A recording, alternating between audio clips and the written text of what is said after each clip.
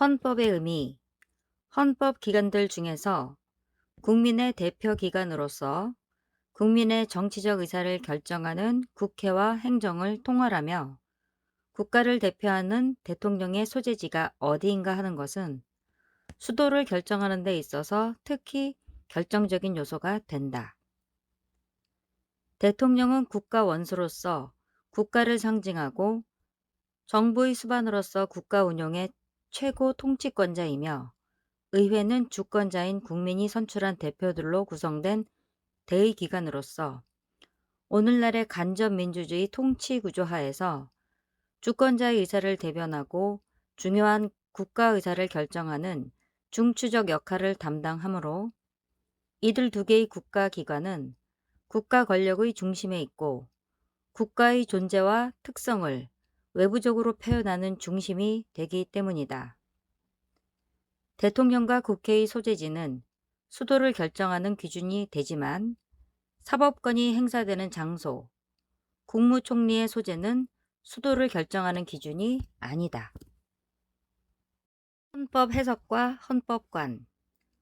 군 장교가 형사 기소되면 휴직을 명할 수 있고 휴직 기간 중에는 봉급의 반액을 지급하게 되는데 무죄 판결을 받으면 차액을 소급하여 지급한다는 규정에서 무죄 판결의 공소기각, 공소기각의 사유가 없었다면 무죄가 될 수 있는 내용상 무죄재판, 재판을 포함하여 해석해도 문의적 한계 내의 합헌적 법률 해석에 부합한다. 헌법의 제정, 개정, 변천. 우리 헌법의 각 개별 규정 가운데 무엇이 헌법 제정 규정이고 무엇이 헌법 개정 규정인지를 구분하는 것이 가능하지 아니할 뿐 아니라 각 개별 규정에 그 효력상의 차이를 인정하여야 할 형식적인 이유를 찾을 수 없다. 이러한 점과 앞에서 검토한 현행헌법 및 헌법재판소법의 명문의 규정 취지에 비추어 헌법 제정권과 헌법 개정권의 구별론이나 헌법 개정 한계론은 그 자체로서의 이론적 타당성 여부와 상관없이 우리 헌법재판소가 헌법의 개별 규정에 대하여 위헌 심사를 할 수 있다는 논거로 원용될 수 있는 것이 아니다. 헌법의 수호.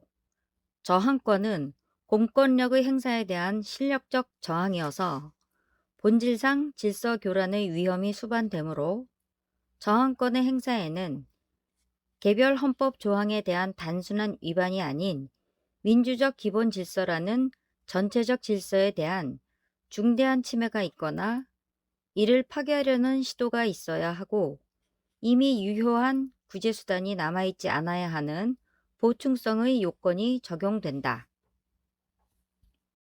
대한민국 헌법의 기본 원리. 1.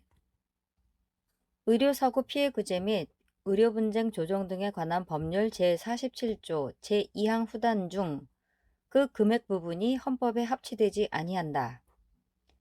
2.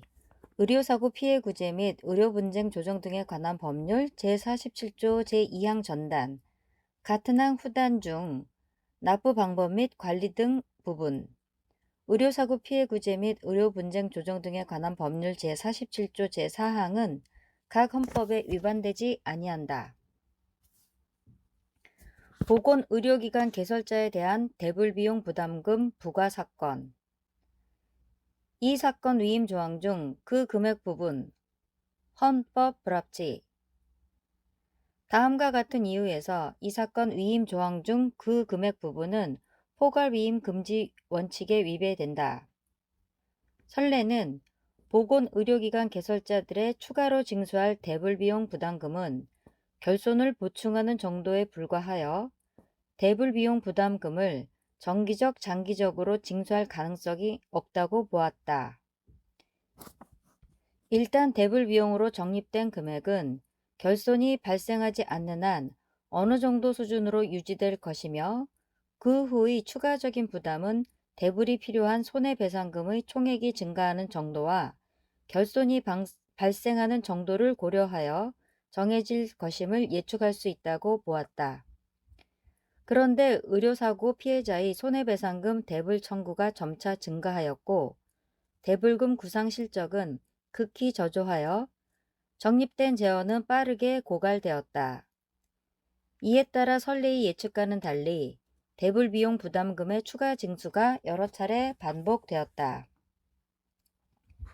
그럼에도 이 사건 위임 조항은 부담금의 액수를 어떻게 산정하고 이를 어떤 요건 하에 추가로 징수하는지에 관하여 그 대강조차도 정하지 않고 있고 관련 조항 등을 살펴보더라도 이를 예측할 만한 단서를 찾을 수 없다.